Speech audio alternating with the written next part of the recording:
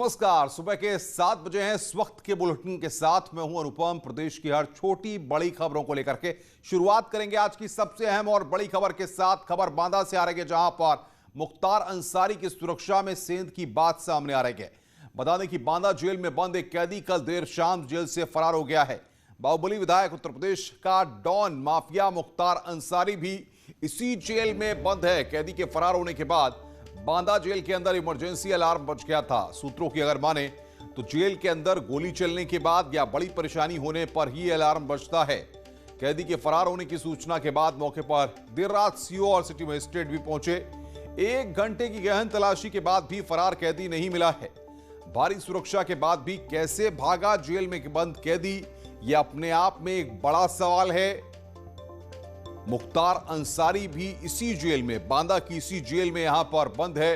अब सवाल यह खड़ा होता है कि जब जेल में मुख्तार अंसारी जैसे कैदी हैं तो सुरक्षा व्यवस्था चाक चौबंद होनी चाहिए, और एक कैदी जेल के अंदर से कैसे फरार हो जाता है।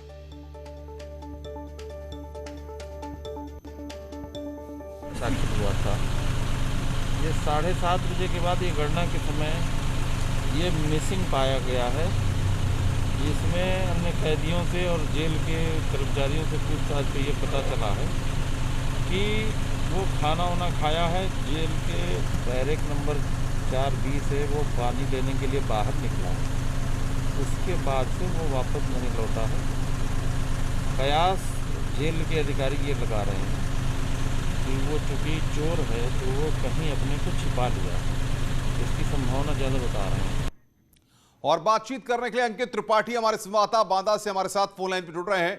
अंकित, क्या जानकारी मिल पा रही है, कौन ये कैदी है और एक बार फिर जेल की सुरक्षा पर सवाल खड़े हो रहे हैं? जी बिल्कुल, उनको आपको बताना चाहिए पूरा मामला मंडल कारागार बांदा का, जहां पर यूपी का कहा जाए तो माफिया डॉन मुख्तार अंसारी भी बांदा की जेल में बंद है, और इसी जेल से एक कैदी फरार हुआ है जो कि तमाम सुरक्षा व्यवस्था के दावों की पोल साफ तौर पर दिखाई दे रहा है। और बांदा जेल की बात की तो बांदा जेल में पीएसी की डेढ़ प्लेटून पीएसी तैनात रहती है, और लगभग अगर कहा जाए तो 35-40 पुलिसकर्मी जेल के अंदर और बाहर की दीवारों पर तैनात रहते हैं, जो कि 24 घंटे एकदम मुस्तैदी से तैनात रखते हैं। लेकिन कहीं न कहीं सुरक्षा पे बड़ी चूक है कि जेल के अंदर से कैदी भागना बड़ा सवाल उठता है। ये जो भगा है ये रामकिशोर आरक बताया जा रहा है, बरसड़ा बुजुर्ग का गिरवा था, जिसके बरसड़ा बुजुर्ग का रहने वाला है, और देर शाम जैसे गिनती होती उस दौरान ये होते लापता हो गए। काफी खोजबीन की गई, लेकिन फिर इसका कोई पता नहीं चला। जिसके बाद जो है जेल के सत्ते में है, और जेल का अचानक अलार्म बजा। जो बाहर ड्यूटी पे तैनात पुलिसकर्मी थे। लेकिन सवाल अंकित ये खड़ा होता है कि जेल के अंदर सीसीटीवी लगे हुए हैं, चप्पे चप्पे पर सुरक्षा बल तैनात होते हैं, ऐसे में कैसे एक कैदी पुलिसकर्मियों को चकमा देकर जेल से बाहर निकल जाता है? जी, जो फिलहाल सूत्रों से जानकारी मिल रही है उसके मुताबिक ये कैदी जब पीछे की जो जेल पिछला हिस्सा वहां पर काम करने मजदूरी करने गया हुआ था, उसी दौरान मजदूरी करने के दौरान पता नहीं किस तरीके से भागा, कैसे भागा। हालांकि अब अधिकारी फिलहाल कुछ बोल नहीं पा रहे, लेकिन ये काम करने के दौरान वहां से अचानक भाग निकला है। जिसके बाद अधिकारियों ने जब गिनती की है, हालांकि जब वहां से भागा तब भी नहीं अधिकारी देख पाए कब भागा कैसे भागा, कुछ नहीं मॉनिटरिंग हो पाई। लेकिन जब लास्ट रात में संख्या पूरी नहीं हो पाई, उसके बाद अधिकारी सत्ते में पूरी जांच पड़ताल की गई, जिसके बाद साफ तौर पे ये सामने आया कि ये व्यक्ति भागा। अंकित, बहुत बहुत शुक्रिया, आप नजर बना के रखिए, आगे भी हम आपसे अपडेट लेते रहेंगे। अंकित त्रिपाठी हमारे संवाददाता बांदा से इस वक्त की बड़ी खबर पर अपडेट दे रहे हैं। आगे बढ़ते हैं। लखनऊ, मेरठ, सहारनपुर और गोरखपुर को छोड़कर आज से उत्तर प्रदेश के सभी जिले अनलॉक हो गए हैं। 71 जिलों से कोरोना कर्फ्यू हटा लिया गया है। नोएडा, गाजियाबाद और वाराणसी वालों को भी अब राहत मिली है।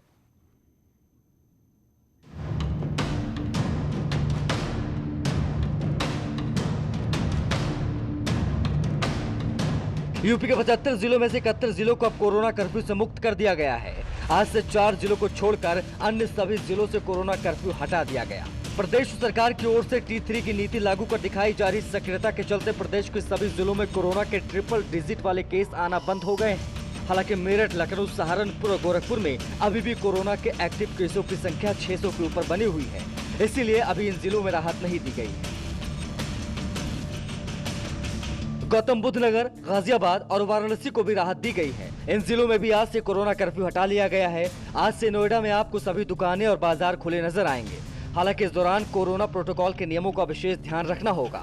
सरकारी कार्यालयों में भी 50% स्टाफ ही उपस्थित रह सकेगा। इसके अलावा हर सरकारी कार्यालय में कोविड हेल्प डेस्क बनाना जरूरी किया गया है। हालांकि इस दौरान मॉल्स के साथ साथ कोचिंग सेंटर, जिम और स्पा सेंटर्स को कोई छूट नहीं दी गई।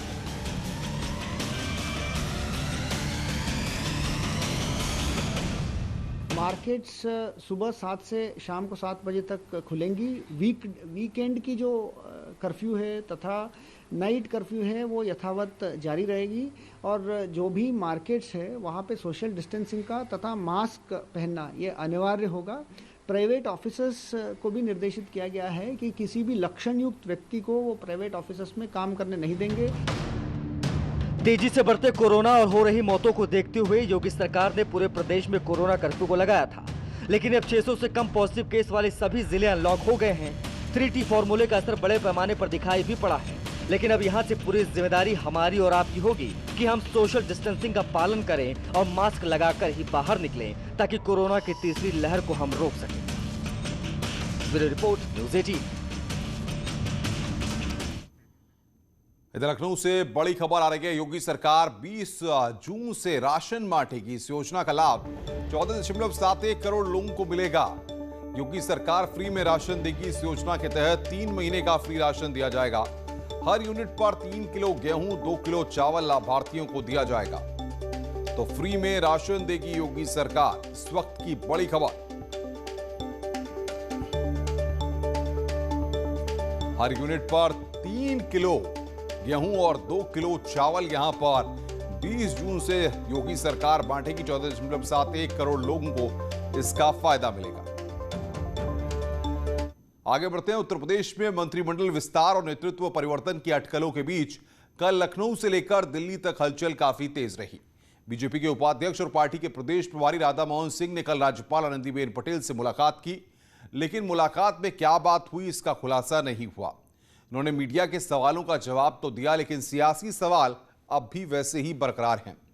लोगों को भरोसा दिलाने की कोशिश हुई कि सब कुछ पार्टी और संगठन के बीच ऑल इज वेल का संदेश देने की यह कोशिश हो रही है, लेकिन जिस तेजी से मेल मुलाकात का दौर चल रहा है वो अटकलों और हवा देने का काम कर रहा है, क्योंकि चुनावों को लेकर समय बहुत कम बचा है। फिलहाल औपचारिक मुलाकात बताकर सवालों पर पूर्ण विराम लगाने की कोशिश की गई है और मंत्रिमंडल विस्तार पर सीएम योगी के ऊपर फैसला छोड़ने की बात कह दी गई। इस मुलाकात के बाद राधा मोहन सिंह ने यूपी विधानसभा के स्पीकर हृदय नारायण दीक्षित से भी मुलाकात की है। तस्वीरों में आप देख सकते हैं, पहली तस्वीर राज्यपाल के साथ मुलाकात की हम आपको दिखा रहे हैं और दूसरी जो तस्वीर है वो स्पीकर के साथ मुलाकात की है। कल इन दोनों तस्वीरों ने उत्तर प्रदेश के सियासी गलियारों में हलचल मचाने का काम किया है।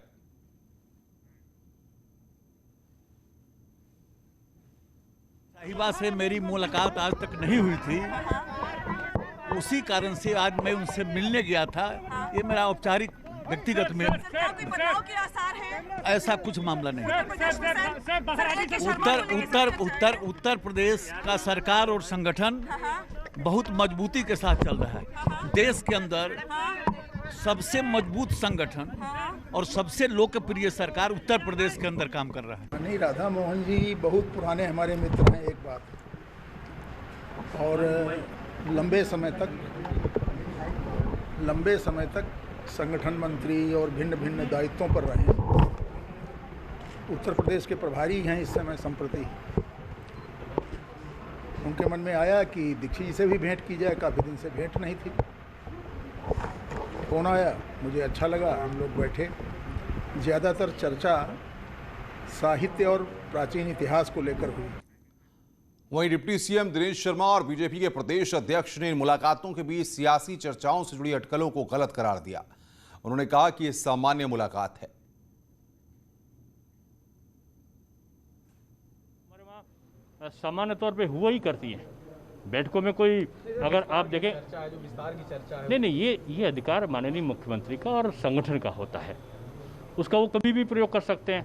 लेकिन जहाँ तक मेरा प्रश्न है, मैंने कोई इस प्रकार की ना तो कोई विचार विमर्श हुआ है, ना कोई मैंने इस प्रकार की चर्चा कहीं संगठन के अंदर किसी प्रकार की हम लोगों से हुई होगी। तो मैं नहीं समझता हूँ कि जो भी निर्णय होगा संगठन स्मूथली करता है और सरकार जो है माननीय मुख्यमंत्री जी का और प्रदेश अध्यक्ष जी का संगठन का अधिकार रहता है, लेकिन इस प्रकार की कोई चर्चा होगी ऐसा मुझे अभी तक सूचना नहीं है। एक चर्चा से सर और है कि संगठन में बदलाव की बातें बहुत उठ रही हैं। आप सर राष्ट्रीय उपाध्यक्ष नहीं देखिए, मैं क्या कोई भी जिम्मेदारी मैं इन सब चीज़ पे न तो कोई टिप्पणी कर सकता हूं और न ही मुझे किसी प्रकार की जानकारी है। आदरणीय योगी जैसा कोई नेता मिलेगा? इतना परिश्रमी इस राज्य के अंदर कोई मुख्यमंत्री बना? एक मिनट, कोई मिला है? इतना परिश्रमी मुख्यमंत्री, सप्ताह में 7 दिन, दिन के 24 घंटे। दूसरी बात, उनके आने के बाद अपराध मुक्त हुआ राज्य, ईमानदारी में शासन चल रहा है। मतलब इतने आपने देखा है, सपा बसपा को आपने देखा है अच्छी तरह। इस राज्य को लोग लूट लेते हैं भाई, भ्रष्टाचार की तरह। और एक खानदान चलाता है, सिर्फ एक खानदान पार्टी को चलाता है, पूरा सरकार को चलाता है। और आज मैं कह सकता हूं कि आदरणीय योगी शासन में किसी की नहीं चलती है, केवल कानून का चलता है। उधर विधानसभा चुनाव से पहले बीजेपी का केंद्रीय नेतृत्व सभी विधायकों का रिपोर्ट कार्ड तैयार कर रहा है। परफॉर्मेंस रिपोर्ट के आधार पर विधायकों को टिकट मिलेगा। बूथ लेवल से लेकर जिला लेवल तक हर विधायक के बारे में पूरी जानकारी ली जाएगी, उसके बाद ही उनका फाइनल टिकट होगा। तो बीजेपी के विधायकों का रिपोर्ट कार्ड यहां पर चुनाव से पहले तैयार होगा। केंद्रीय नेतृत्व ये रिपोर्ट कार्ड तैयार करेगा। परफॉर्मेंस के आधार पर यह रिपोर्ट कार्ड तैयार किया जाएगा। बीजेपी विधायकों का यह रिपोर्ट कार्ड केंद्रीय नेतृत्व तैयार करेगा और परफॉर्मेंस जिसकी जैसी होगी उसी आधार पे उसको आगे के लिए जिम्मेदारी दी जाएगी। अगर परफॉर्मेंस खराब तो समझ लीजिए कि टिकट कटना तय, यानी कि परफॉर्मेंस के आधार पर ही अब टिकट दिया जाएगा।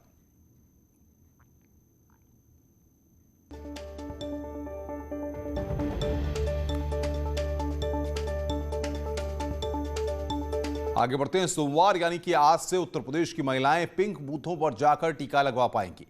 इसके लिए योगी सरकार ने हर जिले में सेंटर बनाए हैं। इन बूथों पर केवल महिलाओं का ही वैक्सीनेशन होगा।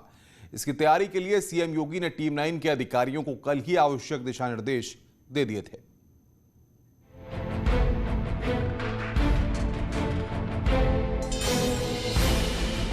कोविड संक्रमण से बचाव के लिए अब योगी सरकार महिलाओं को सुरक्षा कवर दे रही है। महिलाओं को कोविड संक्रमण से बचाने के लिए योगी सरकार ने आज से प्रदेश में विशेष टीकाकरण अभियान शुरू कर दिया है। इसके लिए सभी 75 जिलों में पिंक बूथ बनाए गए हैं। इन बूथों पर केवल महिलाओं का ही वैक्सीनेशन होगा और इन सेंटर्स पर सिर्फ महिला अधिकारियों की ही तैनाती की गई है। इसकी तैयारी के लिए सीएम योगी आदित्यनाथ ने टीम 9 के अधिकारियों को आवश्यक दिशा निर्देश दिए थे।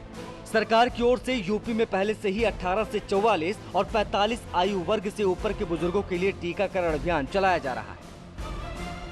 पूरे प्रदेश में महिला स्पेशल भी प्रारंभ किया जा रहा है, जहां जिन सेंटर्स पर केवल युवतियों और महिलाओं का टीकाकरण किया जाएगा। तो ये भी, अगर आप महिला हैं, आपने अभी तक अपना टीकाकरण नहीं कराया है, तो ये विशेष सुविधा राज्य सरकार की ओर से आपके लिए उपलब्ध कराई गई है। आप महिला स्पेशल बूथ पर भी, महिला स्पेशल सेंटर पर अपना स्लॉट बुक कराकर अपना टीकाकरण करवा सकती हैं। मीडिया, सरकारी कर्मचारियों और अभिभावक स्पेशल बूथ के बाद अब सभी जिलों की महिलाओं के लिए स्पेशल पिंक बूथ शुरू कर दिए गए। पिंक बूथों पर अलग अलग आयु वर्ग की महिलाओं को वैक्सीन लगाई जाएगी। प्रत्येक सेंटर पर 2 बूथ बनाए जाएंगे। इनमें से एक बूथ पर 18 से 44 आयु वर्ग और दूसरे बूथ पर 45 आयु वर्ग इससे अधिक उम्र की महिलाओं को कोरोना वैक्सीन लगाई जाएगी। पिंक बूथ शुरू होने के बाद अब महिलाओं को पुरुषों के साथ संयुक्त बूथों पर टीकाकरण नहीं कराना पड़ेगा। महिलाओं के लिए बनाई गई स्पेशल बूथ को सरकार के एक अच्छे प्रयास के तौर पर देखा जा रहा है। टीकाकरण को रफ्तार देने के लिए महिला अस्पताल और सामुदायिक स्वास्थ्य केंद्र पर ये महिला स्पेशल बूथ बनाए गए हैं। इस दौरान अगर किसी महिला को टीकाकरण में कोई परेशानी होती है तो अपनी शिकायत भी दर्ज करा सकती है। बड़ी रिपोर्ट, न्यूज़ 18। तो पिंक बूथों पर महिलाएं जाकर वैक्सीनेशन करा सकती हैं। ये पहल यहां पर शुरू की गई है। रुक रहे हैं ब्रेक के लिए। ब्रेक स्वागत है। ब्रेक के बाद एटा के थाना पिलुआ क्षेत्र के एटा बाईपास पर देर रात भीषण सड़क हादसा देखने को मिला। यहां ट्रैक्टर लदे हुए लोडर ट्रक और डीसीएम में जबरदस्त टक्कर हो गई। हादसा इतना भीषण था कि टक्कर के बाद दोनों वाहनों में भीषण आग लग गई और देखते ही देखते आग ने विकराल रूप धारण कर लिया। हादसे में डीसीएम चालक की जिंदा जलकर मौत हो गई। आग की वजह से ट्रक में लदे 9 ट्रैक्टर भी जलकर राख हो गए। करोड़ों के नुकसान की आशंका जताई जा रही है। आग की सूचना मिलते ही फायर ब्रिगेड की गाड़ी ने मौके पर पहुंचकर आग पर काबू पाया।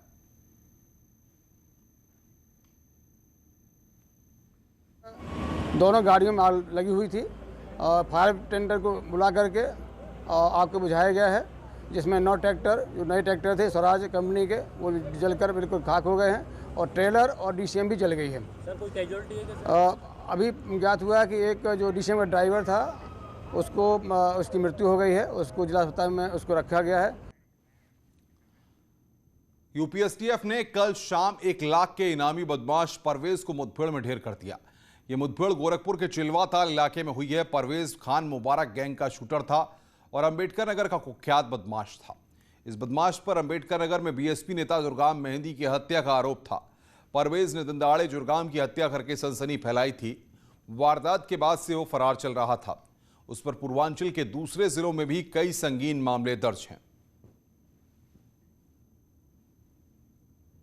1 लाख का इनामी परवेज एसटीएफ के साथ एनकाउंटर में ढेर। एसटीएफ ने गोरखपुर के चिलवाताल इलाके में मार गिराया परवेज को। मारे गए परवेज के कब्जे से 2 पिस्टल बरामद हुई हैं। 2018 अक्टूबर में जुरगाम मेहंदी की दिन दहाड़े अंबेडकर नगर में की थी परवेज ने हत्या। अंबेडकर नगर के माफिया गैंगस्टर खान मुबारक का राइट हैंड और शार्प शूटर था परवेज। एसटीएफ को लगातार जानकारी मिल रही थी कि नेपाल में छिपकर परवेज कारोबारियों से वसूल रहा है रंगदारी। आतंक के एक और अध्याय का समापन किया एसटीएफ ने। कैमरामैन अनिल के साथ ऋषभ त्रिपाठी, न्यूज़ 18 लखनऊ।